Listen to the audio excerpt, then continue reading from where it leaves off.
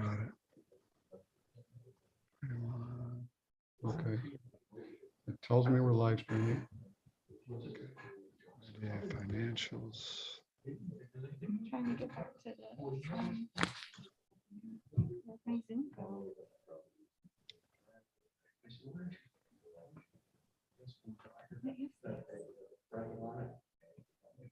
is this?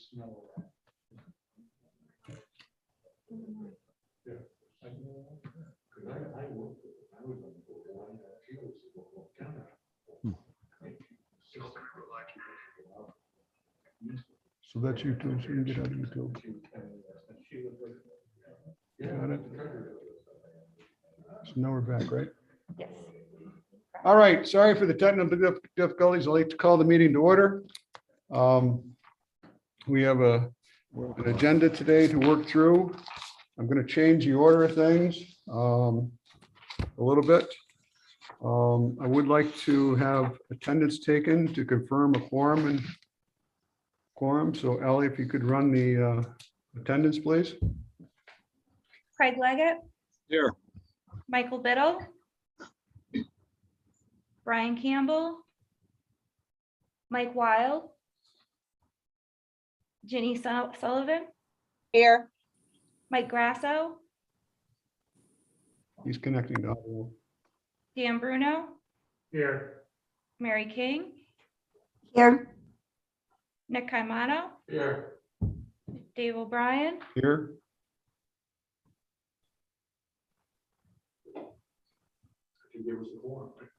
Yeah, Craig Leggett here. that gives us 7. Okay, good. So we can start. I would like to start with Tim Laredo. Tim is a company who is looking at purchasing a property in White Creek, a town that Mr. Griffith is from, and the supervisor of. He's looking for assistance from the IDA. I will have him explain what he's doing, but basically he's looking to acquire property, and when acquiring property, he will then build a building. He is looking to put a growing facility for cannabis there. He does have a project in Oregon. I got that one right. It's late in the day, I forget things. Oregon. So he's going to explain what he's looking for, why he needs assistance to help this project along. It certainly fits under the scope of what we can do based on state laws. We are not governed by any federal laws, however, because federal laws kick into the fact that still cannabis is legal at federal level, so we can do it at state level. So having said that, Tim, just spend a few minutes explaining your project, why you think White Creek's the proper place to do it. Come up front. It would probably, can you hear? Yeah, you might as well just. And thank you, Ally, for turning the viewer around. You're welcome. Can you guys see? Okay, yeah. You can sit, whatever you feel more comfortable with, Tim. It's okay to take that mask off too. It is, so we can hear you. Okay, great. Do I need to speak in? No. Yes, please. Yes. For us in Zoom, we would need to hear it from the mic if we can. Okay. Yeah. Hello, everybody. My name is Tim Laredo. I reside at 194th Avenue, Oakville, New York. Today, I will go through some of the questions we have that you in regards to this project. We do have a closing date on 879 Route 22 Cambridge on the property. It's a 3-acre property with 2 existing buildings. One building being 14,000 square feet and the other building being 25,000 square feet. Can everybody hear me? Yeah. Okay. The other building is 25,000 square feet. The idea and concept that we have on this particular project is that the way New York State is putting out some bylaws currently for the cultivation of cannabis and processing. So far, what our attorney has told us, and that is public is that if you are obtaining a cultivation and processing license, you cannot have retail at that same facility or the same company. So they're basically dividing it, making people go into retail or go into cultivation and processing. So for this facility, we were looking to do in the first building cultivation and the second building processing. The second building being 25,000 square feet, that would be very extensive and way more square footage than we need. So we're only looking to use 6,000 square feet of that building and outfit it properly into a clean room. And in the first building being 14,000 square feet, we would attempt to get a tier canopy that would fit that size. Now, the unique part of our project right now is that we're in the dark as to what canopy and tier sizes New York is going to allow, and how many licensing are they going to give per tier. With that being said, we're currently licensed in Oregon. We have a 67-acre farm. We have a 10,000 square foot tier 1 indoor use in Oregon. I'm a New York resident. I've been out in Oregon for about 7 years doing this particular business. Now, the uncertainty in New York of being this early, as far as the project consists of, there will be like, I would say 3 tiers of that will entail this project. I want to just mention something that they're doing in New Jersey, that they're allowing New Jersey residents to apply for cultivation for 3,000 square feet with no cap or no limit on licensing. So with that being said, New Jersey set out to say, okay, we're going to give out 35 licensing for tiers that go up to 150,000 square feet. Obviously, that's a very competitive market, just like New York is. The state doesn't have enough. New York State has a lot more population, a lot more tourism too, and a lot more people that come into the state from Connecticut and New Jersey and Pennsylvania to work with that. So what New Jersey did was they capped it for the first 18 months, but they did a no cap on New Jersey residents for small tier, which is 3,000 square feet. So the notion that I'm going to talk today in regards to tiers, I'm going to give you numbers or possible projections, but I'm also going to give you possible projections as if New York said if they were to cap it and we went down to a small tier, even though we have a 14,000 square foot building. So New Jersey had said that if you get a 3,000 square feet, after 2 years, you could apply up to 15,000 square feet if the state deems that there is a need for cannabis production. So when I go through some of these numbers today, I would just, I just kind of broke them down in the sense of a low tier and then a high tier. Our project scheduling right now is our closing tentatively on October 4th. I expect to have a full set of plans submitted to the building department by the end of October. The plans that I plan on submitting to the building department would be for a 10,000 square foot tier license in a 14,000 square foot building. And the other 4,000 square feet, you have room to dry, cure, trimming, employee section, and such. Now, those plans will change, obviously, if as the New York laws come out. Since the governor has changed in New York, there's been a surge in production as far as them staffing correctly for their boards, and tentatively they should have some bylaws put out in early November with a I believe January 1st they're going to start accepting applications. I do believe that it'll be a 90-day turnaround from my past experience in other states. I think if they do accept in January, I think in 90 days, they'll have answers and licensing decisions on applications.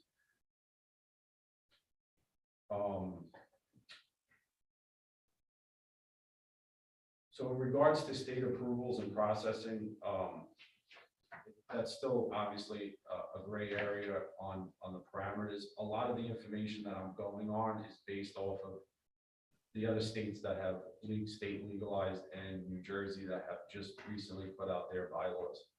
On a low end tier, we would have, if I was granted a small tier of 3,000 square feet, we would have about 23 to 28 employees.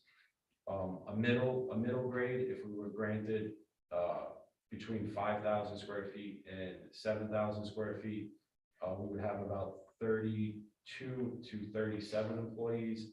And if I was to get granted what we're applying for at that current facility at about 10,000 square feet or above, we'll have between 60 and 80 positions. About 70% of our positions, whether they're sales, office staff, growers, trimmers, maintenance, and other positions, about 70% of our staff will be full-time. And the other 30% will be based on production and output of what we can cultivate at that facility. We are looking to, based on the licensing requirements and what we are granted at this facility, will determine on the square footage that we're going to obviously use in both buildings. So as for us at this stage, we're at a very early stage and not knowing our exact build out. Our company, we plan on building out the facility to meet what we can do within the facility, and then we plan on making some amendments and changes based on the criteria that the state puts out. Our sales area, I would say that our target sales area would be from, I'd say, Poughkeepsie north. I believe that's, would that be considered like the Hudson, the upper Hudson area? Upper Hudson, yeah. Okay. I have two proposed budgets, one for the extraction build out and one for cultivation build out that I'll submit today. I believe I sent it to Mike late in the day today. And if there's any other questions, I'll be happy to answer. Okay. Yeah, I think that it's a nice project for White Creek. Hopefully, if we get the larger facility, they're going to be swooning about the number of jobs coming in, but certainly any addition to that area is beneficial to Washington County as a whole. I do know that I didn't get this lesson from you, but I got a lesson from another person who's looking for assistance who actually showed us how to manipulate the plant and all the different levels. And Yeah. I understand the licensing is also bound on the type, the amount of THC Yep. in each thing. And so you could have 20, I can't remember, 10, maybe 10 different types Yeah. of growing process for cannabis that you target. Yeah. So that would change the sales area too, wouldn't it? Yeah, it would.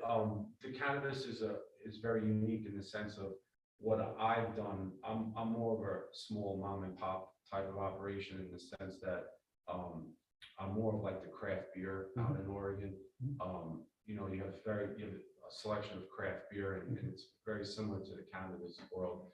There's mainstream things, and then there's strains that you can grow specifically to certain ailments.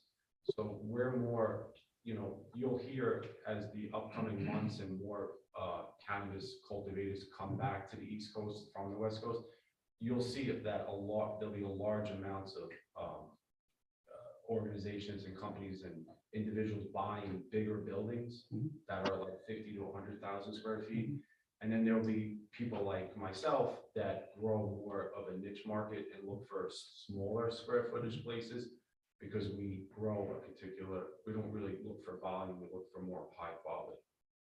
Yeah, when we made the presentation, he was talking about cookies. I said, you're making cookies out of the cannabis? He said, no, that's why they classify the different levels of THC. So, even that was a great education. So, let's open up to questions that people may have on this. Dan? Are you producing this for medicinal purposes or recreation? This would be recreational. In regards to like any community concerns, I always like to address it. This location is not a residential, but I think any rule of thumb, it's very important to be conscious of all your neighbors. The facility, when you stand outside our facility in Oregon, there's no odor. When I say no, there's zero odor.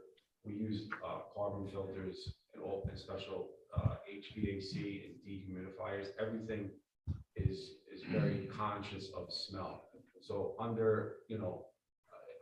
want to make it very clear now that the facility will have top of the grade filtration system, that there will not be any odor emitting from that building.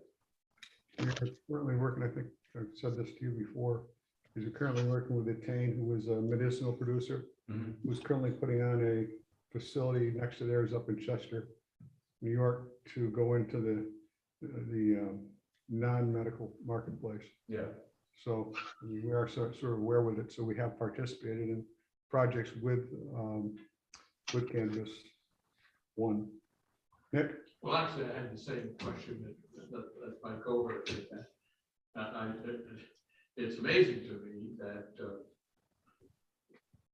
all of a sudden, out of nowhere, when there's a potential for legality, people get into this business. I'm afraid, Mr. Chairman, that as long as it's recreational, I need to be voting no. Fair enough. Mr. Chairman, Yes, Craig. so I have a question about then the licensing and permitting. Will this whole deal be contingent upon being able to get those within a certain period of time? So you sort of outlined your plan moving forward. So in terms of construction in your project, I do remember some things you say, but I think it'd be good for people to understand the range of what you can do or what you're planning to do. Yeah, we're planning to answer your question, if that was a direct question to me, I would say that it would be contingent on us getting our licensing. If we don't get our licensing, for us, there's a financial commitment we have to make right outside the box, whether we get a license or not, just because we have to start putting in some, floor drains and outfitting these buildings, spray foaming the buildings, making sure that they're airtight because of the climate that we have up in the Northeast. It's very volatile with the cold weather. And these rooms are very insulated rooms because temperature control, you're dealing with agriculture. So I would say that the extraction part of it came in about $1.3 million in equipment and about $600,000 to make that one building, that 6,000 square feet, a clean room. So we're pushing just an extraction alone, probably around $2 million or 1.8 right now. The cultivation side, where I believe, just because we're using LED lights now and they're extremely expensive, if we got the footprint that we are currently looking for, we would be around $2.8 to $3 million in construction and overall fees, which are broken down on these sheets that I'll submit today. Okay. Fair enough. I looked at those early when Mike showed them to me, and I was having trouble navigating through them. So Yeah, your assistance helps. So the dehumidifier, the grow equipment, and like the LED lights, this facility will have 200 lights, and these LED lights are around $1,200. They're standard lights, but the the catch that, the issue that I'm having right now is that I don't have a clear path at understanding the tiers that New York State is going to present. So for us, we're at a point where we don't know if we're gonna be able to need 100 lights or the 250 lights that we're hoping to get. So we're kind of in a gray area of, you know, knowing that we need to do certain things to the building, but as far as the lighting, the dehumidification, the air conditioning, we don't know the gate where we're going. With that being said, New Jersey has said that on that small tier, no cap license at 3,000 square feet after 24 months, you obviously can apply. So for that larger tier, so if that is an example of what New York might do, we want to make sure that we build out our facility. So after the 2-year period, we could progress into having that larger tier and that we're set up to do that. So there's some things that we have to do regardless, what other tier that we have. But it's going to be based basically on if we see ourselves applying for and obtaining. Well, one thing you said, Tim, in our conversation somewhere along the line, don't remember which one. You said the important part is because it's going to take you so long to get ready to be prepared to start your growing part, is that you're taking a risk and making an investment now, because I think the time frame you talked about is, if you didn't start now, it's going to be 18 months out before you'd have product to sell. Yeah. So we're from seed to sale. If we were to start from a seed to a flowering plant, we'll sell it. We're going to be at between 4 months right now, 6 months out. Our construction would be, if we don't start ahead of the licensing, we would be pushed back. I'd say 6 to 8 months. So if you take all of that out, we would be, by the time we bought this building, we would be pushed out about a year and a half from doing that. And that's the state Senate recognizes this, and I'll email Mike after the meeting so he could circulate it. There is legislation that is supposed to be voted on shortly, that if there isn't a application process by January 1st, that facilities that are certified with town sign-offs and have meet the requirements from the county and the town, and then meet the requirements under the Department of Agriculture, they're going to start issuing small tier grow, so growers can start the process of growing. So when New York switches over, their growers have started obtaining small tier licensing. That looks like that actually will. So you're going to have the Department of Agriculture, not the Cannabis Control Board, issuing small tier license in February and March if the board doesn't put out the bylaws that they need. And I'll send that law I'm trying to pass to my. Thanks. James, I'm sorry. Would you state White Creek's position on this? I mean, it's your community and we should take that into consideration. I mean, this is something that has been made legal. Whether or not we agree with it, it's still going to happen. But I would like to get the input of White Creek, because I know some towns are opting out of allowing dispensaries, which doesn't qualify for you, but there is a certain community that I'd like to get the input on. Yeah, so the way we see it, this is an extended form and an alternative use for agricultural. You know, we look at the facility that's already in place. It's currently zoned as industrial. The use that's going to be going there is not going to change. So we certainly appreciate Mr. Laredo, you know, and this opportunity to create more jobs in our community, increase the value of the property. It is my understanding that with the sale of the piece of property they're talking about, that's going to help another important employer in White Creek expand and make significant more jobs available in the community, as well as bringing some of the facilities, Rensselaer and Albany County up here. So as I talk about it, I don't want to give anything out, but there's a significant benefit that's going to be leveraged by this to White Creek and Washington County. Absolutely. Yep. Thank you. Any other questions from people? Dan? What's the average salary, either hourly or yearly for your employees? Or is there an average? Maybe. Yeah, that's a great question. So our trimmers, I'm gonna just go based, I'm not gonna give you an industry standard because every state is, like California is a little bit more, Colorado's less, Oregon's a little bit less, but I'm interested in what it is here. I would foresee what I'm telling you about a 20% spike of what I'm gonna tell you that we're paying in Oregon just because the living conditions out in the Northeast is higher. Our office staff in Oregon get paid $25 an hour. And that's including bookkeepers and secretaries in the office. Our sales positions. Excuse me, does this include benefits or? Yeah, just a it's what we do have. conversion rate or? Yeah, we do health insurance. So I think the question was, Tim, Yeah. the pay is $25 an hour. Is benefits on top of that or included in the $25? On top of that. Okay, thank you. The growers, our head growers 35 an hour, our mid growers are 25, and our low growers are 17. All our trimmers, which there's a lot, and our trimmers are steady workers based on production. Some are full, some are part-time. Those are at 17 an hour. We have 2 maintenance workers that are at 65,000 a year.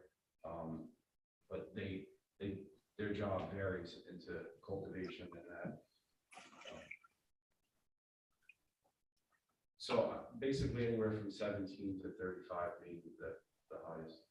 So I did some quick calculations at the lowest levels is about 35,000. At the upper levels is somewhere around $72,000 to $75,000. So it's certainly a shot in the arm for this area. And I expect that just to give you understanding, like a price per pound in Oregon that we sell $1,400, in Massachusetts, 100, in New York, and I'm sure it'll be as high as 5,000 at times. Any other questions, Tim? In front of you have a resolution to accept the application and for the chairman to set the public hearing at an appropriate time based on receiving the needed information. So I would entertain a motion from one of the board members to accept the resolution and start the public hearing process. I'll move it. Moved by Nick. Do I have a second? Second. Mike Grasso. Dan Bruno and Mike Grasso. I have questions. Yes. It strikes to me, I'm in a bad position here because I have always said to you that I really, in all the years I've been on this board, I want very much to help Washington County. However, the state of New York still hasn't completed all their laws. There are still some questions, there's some big questions, so, as far as I know.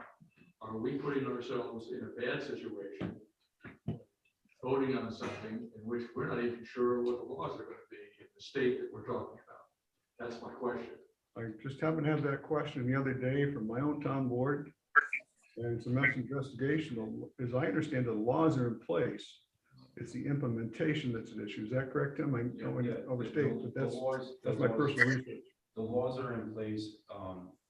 That's done. It's just the bylaws of that haven't been shaped from the Cannabis Control Board that they've just appointed 4 of the 6 members.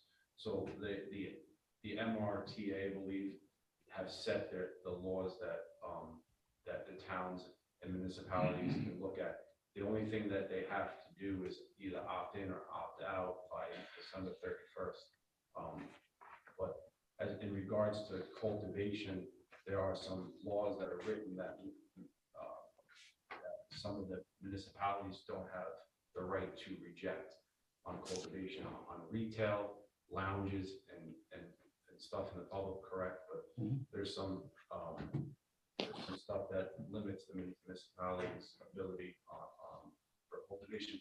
But with that being said, I don't think any businessman or entrepreneur should be in an area that they're not wanted, and they shouldn't invest money in an area that they're not wanted. So I think it's imperative and important for anybody that's entering a new field such as cannabis is to be, to come forward and explain their business plan and their model and what they're trying to do, so that the community can either embrace it, or just if they don't feel like it's a good fit, they should say so.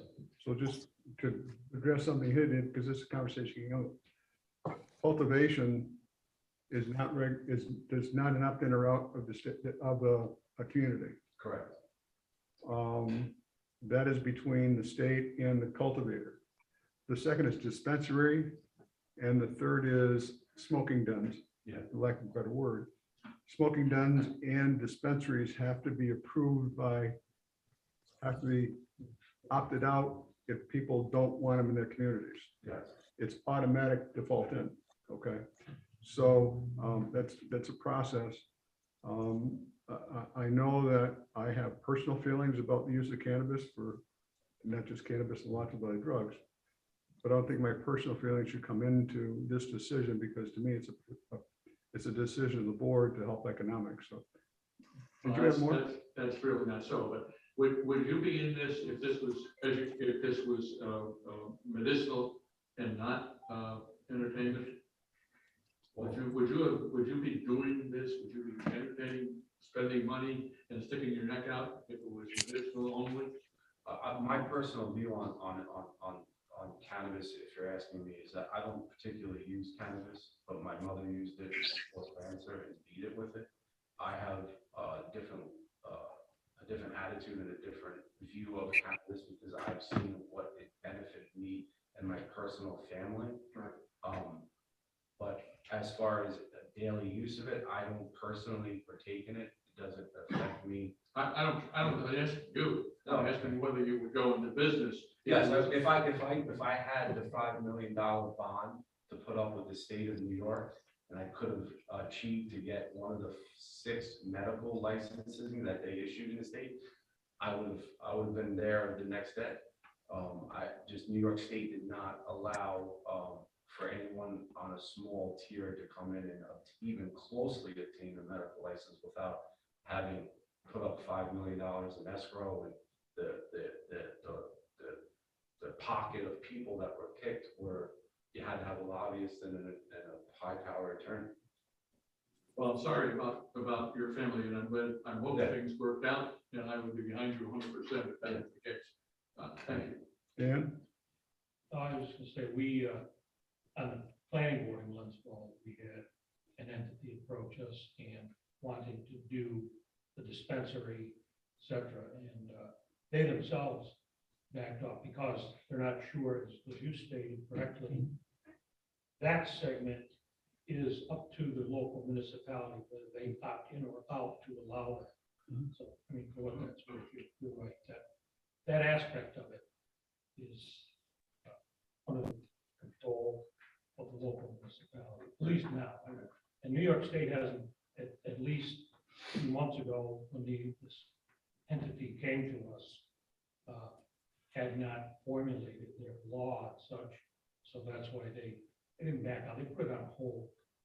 Their application. I would tell you, I spent a few hours reading 148 pages of New York State law in very small print. Of course, if I hadn't done it on my phone, I should have done it on the big computer. So, any other questions from the gallery on Zoom?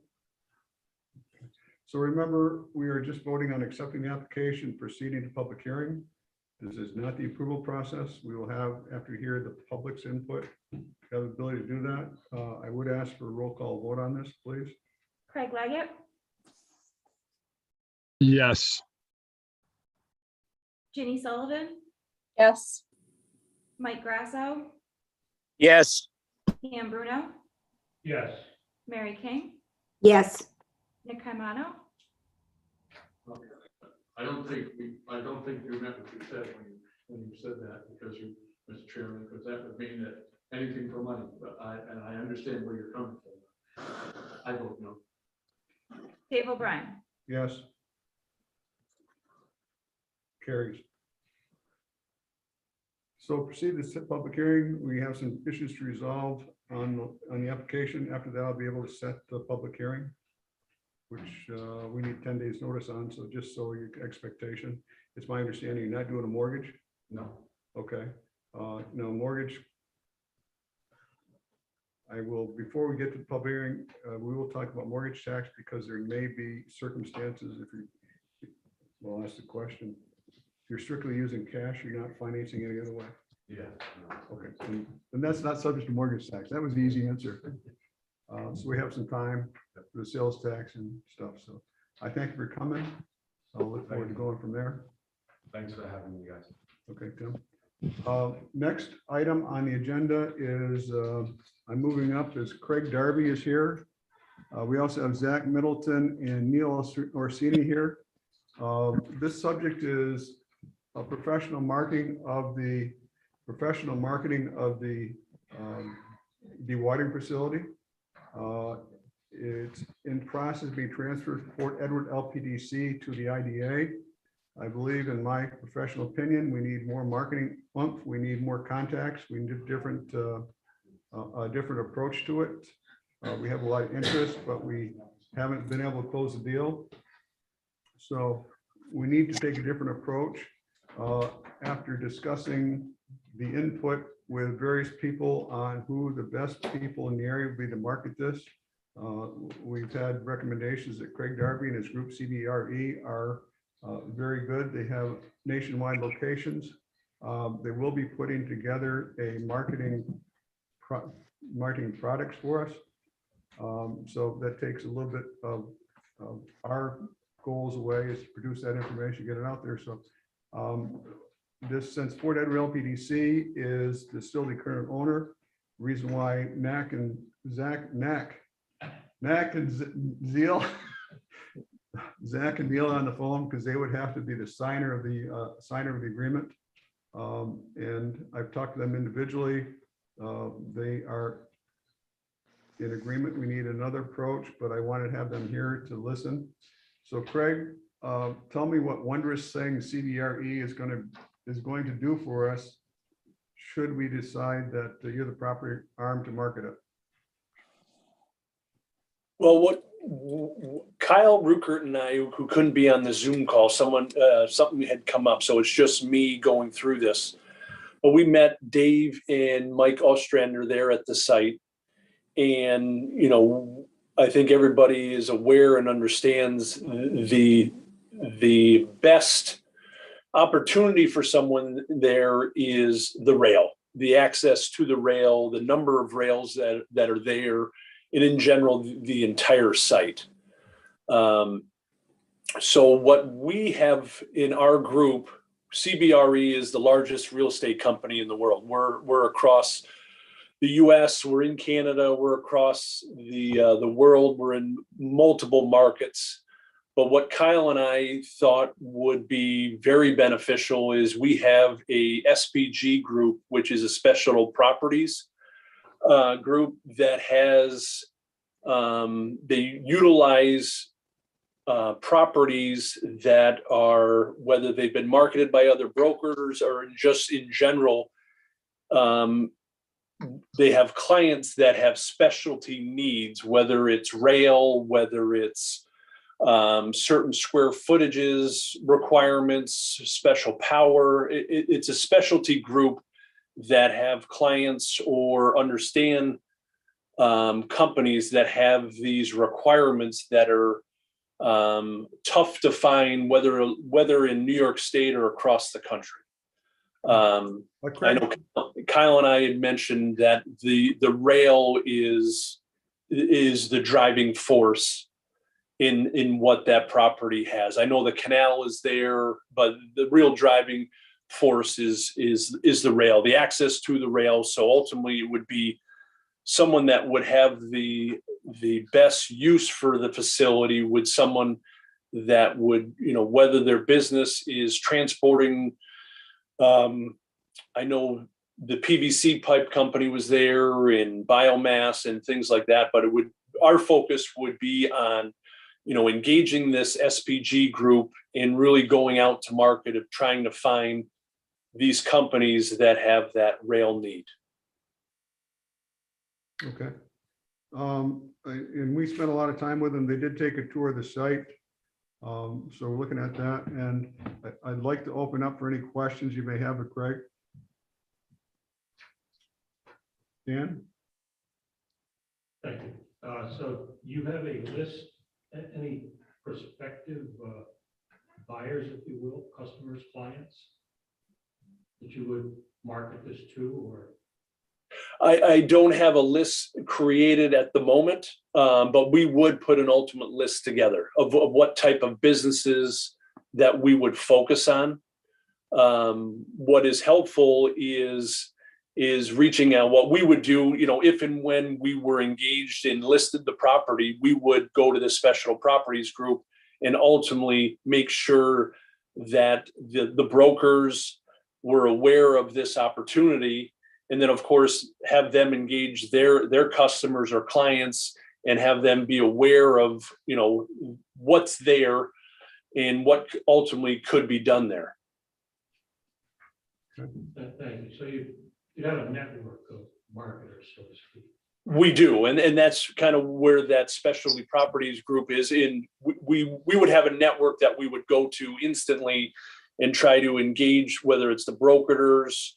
And not to say that we would just go to the specialty properties group, but we looked at it and we made a comment to Dave and Mike that ultimately it's probably someone outside of the immediate area, let alone New York State, but out of the immediate area, whether it's the 8 counties, someone out of Washington County, Warren County, someone coming into it, seeing the benefits of the rail and the capabilities of how they can help their business. But we looked at it as it most likely is someone out of the immediate area that would ultimately pay the most money for it and utilize it the way it should be utilized. I agree in my humble personal opinion that the rail aspect of that is, to me, is the biggest selling point at this point. Craig, you had a question? Right. So what kind of agreement does the IDA have then with Craig? IDA will not have a direct agreement with it, but since we are in the process of taking over the property based on dissolution of Fort Ed LPDC, it will bear on us responsibility to do that. I will let Neil and Zach speak for themselves. My personal opinion is that WCC has done a good job of reaching out. I just believe that we need the ability to reach out to other people and get a bigger network involved in this, since a lot of the projects that we've held have come through, have fallen through. Nothing to say about WCC or John Davidson's efforts in this. Just sometimes you need a new plan of attack. So I think that answered your question. Well, we would be inheriting a contract then? I'm not clear whether we'll have a successor. I haven't reviewed the contract yet, but we will review the contract. I don't know if it'd be a successor agreement or we would have the need to sign the agreement afterwards.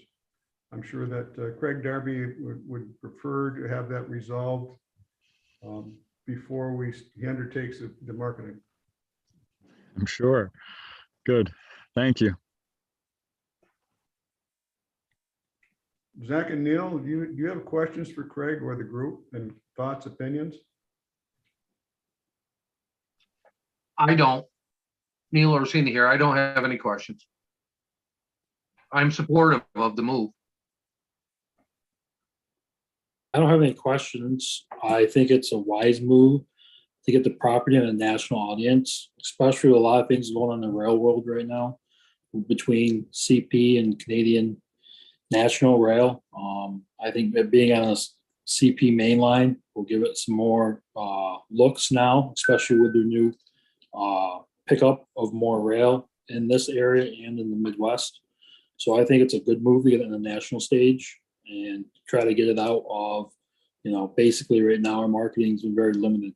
So I think it's a wise move. So, any questions, comments? Okay, so is the concurrence of this board that that's what we'd like to proceed, since we're going to inherit the marketing agreement?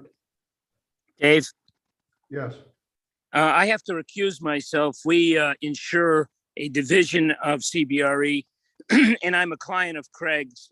He's listing one of my properties. So I'm in support, but I'm going to recuse myself from any vote. okay. We really don't need a vote here because we're not voting on anything. It will be Neil and Zach's decision. They have to have a meeting at Fort Lauderdale PDC and decide if that's where they want to proceed. Then we'll go from there. Okay. Okay. So without that, Neil and Zach, it's in your capable hands. I know that you want the benefit of Fort Edward to be there, and I think that's a common goal of everyone. You got it. Thank you, Dave. So we'll touch base in the next couple of days, Zach. Okay, Thank you. thank you. Now, going back to our regularly scheduled show. I need a motion to approve the minutes of the August 16, 2021 meeting. Mr. Caimano, do I have a second? Dan Bruno, any omissions, corrections? All in favor? Aye. Opposed? Carried. We now have the payables. If you review the payables, someone make a motion.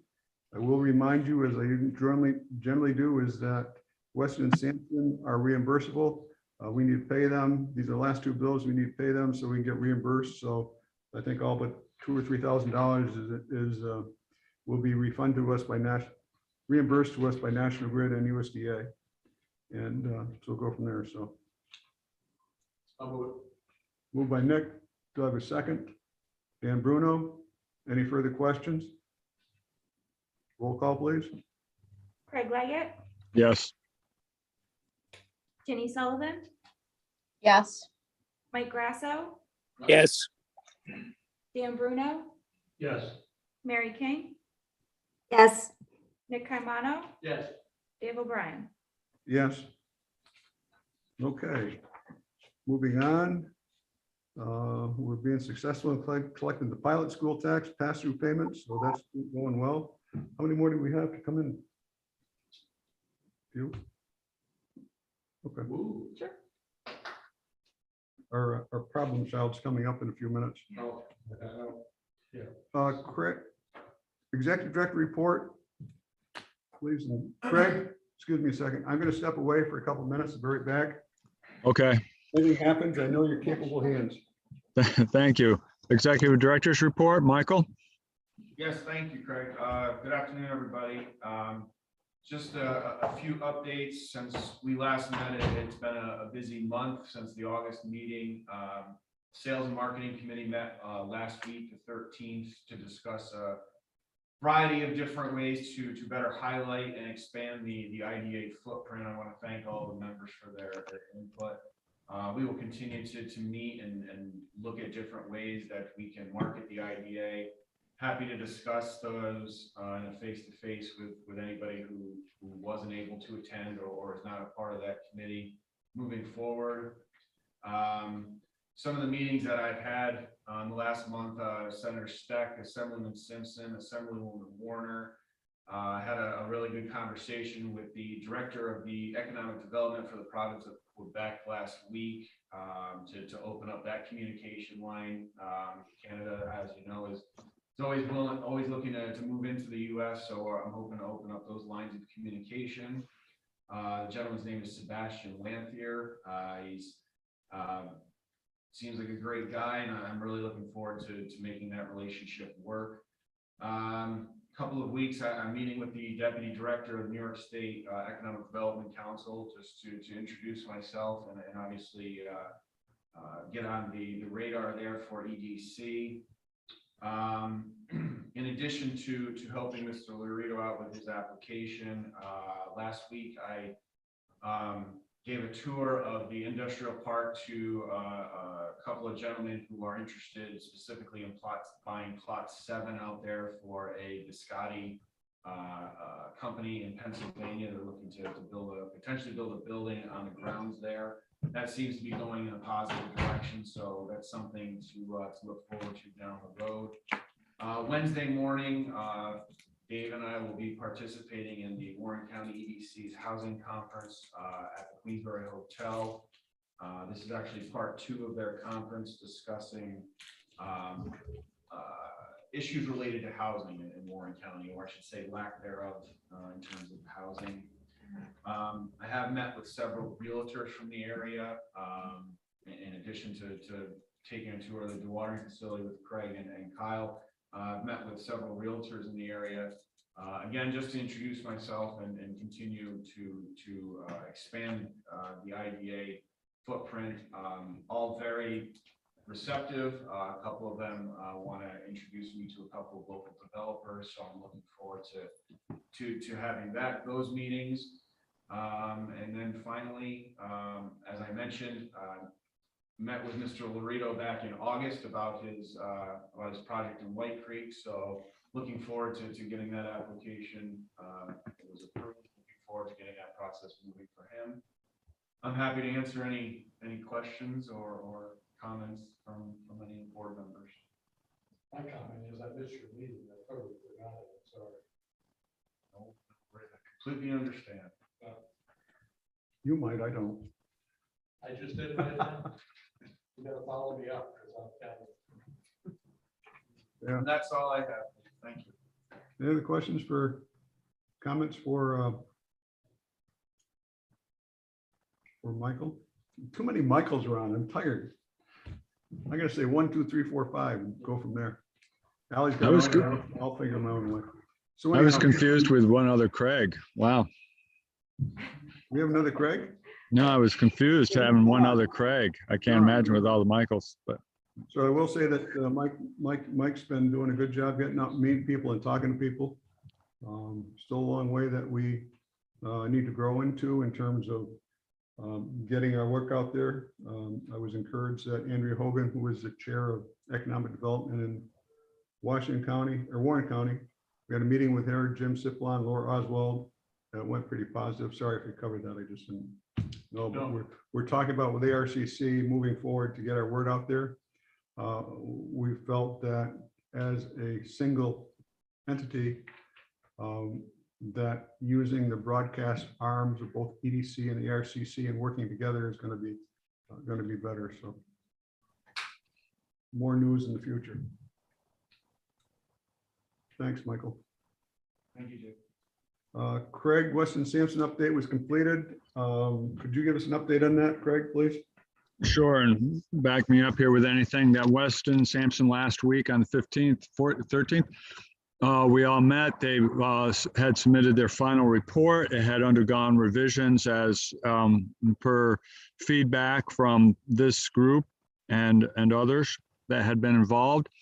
And the report got submitted in time. And I believe that report is available to all IDA members for your review with a lot of good background to it. So that was a good milestone to have this opportunity study be produced and be available. I think it was good. It simplified things. I've shared that with Craig Darby. I shared it so he could look at it and review it.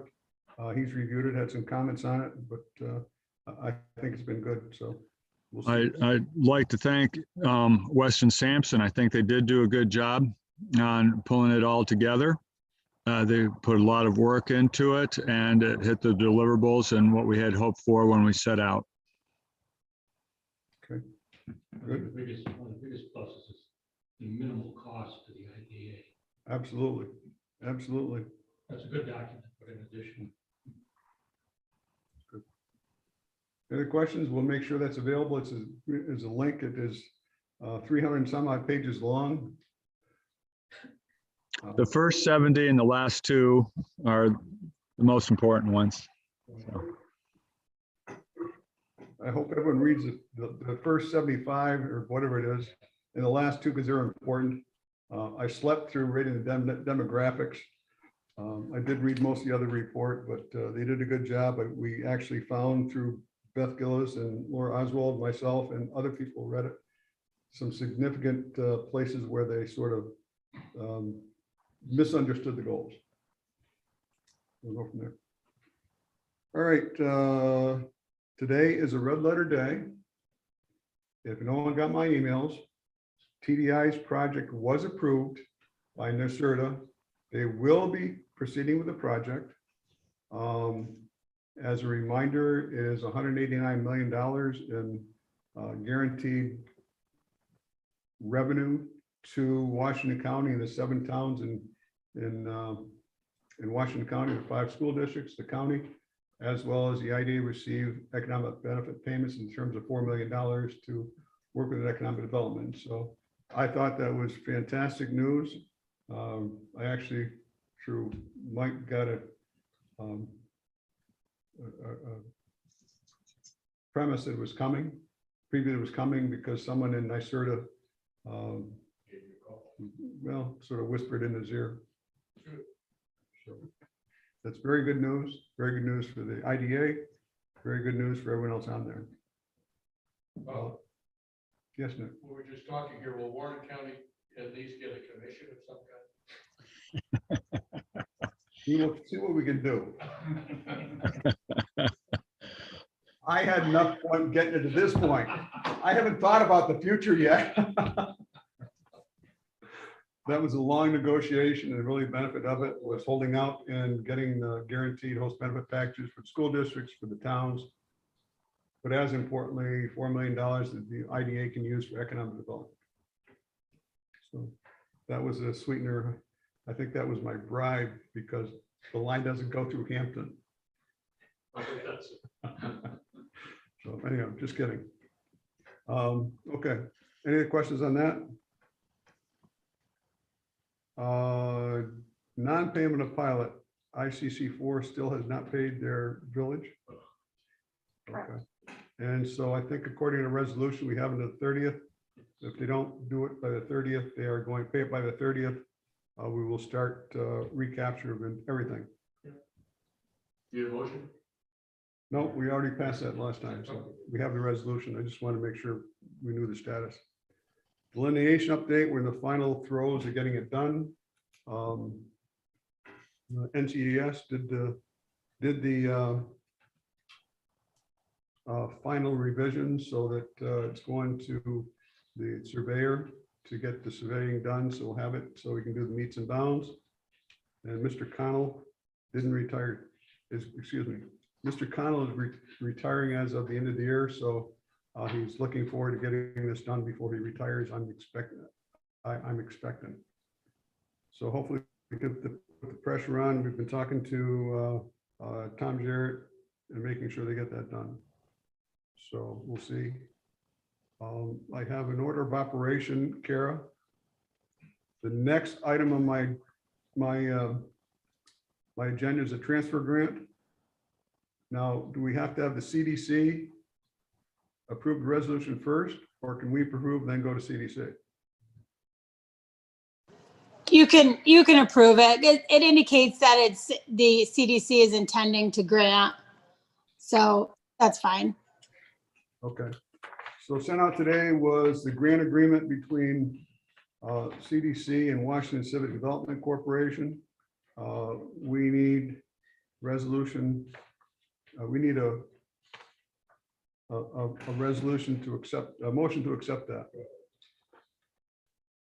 Dan Bruno, the total amounts, I think $118,000 coming to the IDA. I'll say. Second by Nick Caimano, first by Dan Bruno. Any questions on this?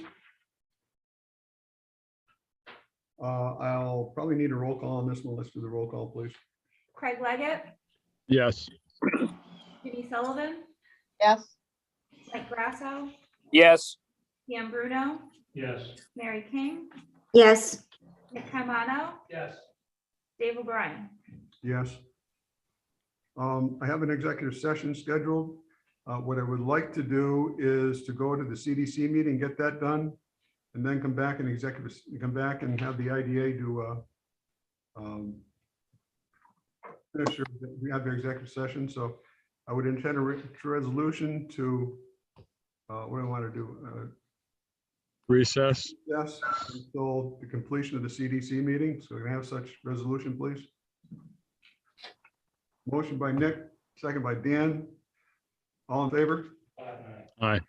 I'd like to call the CDC meeting to order. Do we need attendance, Ellie? Craig Leggett, He's Here. Ginny Sullivan, Yes. Grasso, Yes. Dan Bruno, Here. Mary King, Yes. Nick Caimano, Yes. Dave O'Brien. Yes. Okay, I need a motion to approve the minutes of August 16th, 2021. I'll make that motion. Mary made the motion. Do I have a second? Second. Second by Jenny. Any corrections? All in favor? Aye. Aye. Aye.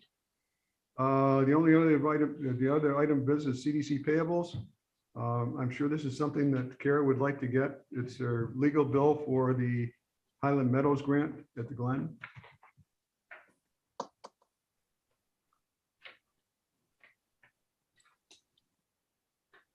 Could I have a motion? Mr. Bruno, do I have a second?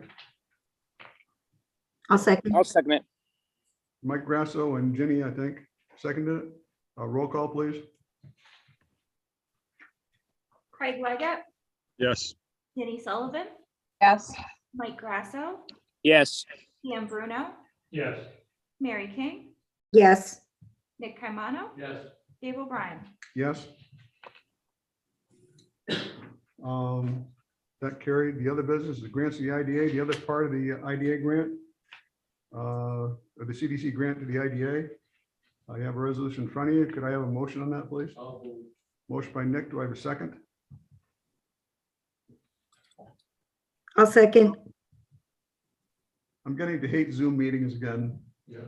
A roll call, please. Craig Leggett, Yes. Ginny Sullivan, Yes. Mike Grasso, Yes. Dan Bruno, Yes. Mary King, Yes. Nick Caimano, Yes. Dave O'Brien. Yes. Point of order before we get rid of this. Is there a way, Mr. Chairman, to go to the powers that be and find a one-line way when we go to this meeting to say that we accept all of the minutes and all that crap from the IDA meeting as being this too, with one, it just seems to be so silly. Attorney? Did you understand the question? I can't hear you. I heard the question, something about minutes. What Nick was asking is, is there a way that we could do all the approvals for the minutes and the payables in one meeting instead of doing it 2 meetings? He thought it was redundant. In 2 meetings, you mean the CDC and the IDA? Correct. No, they have to be separate Why?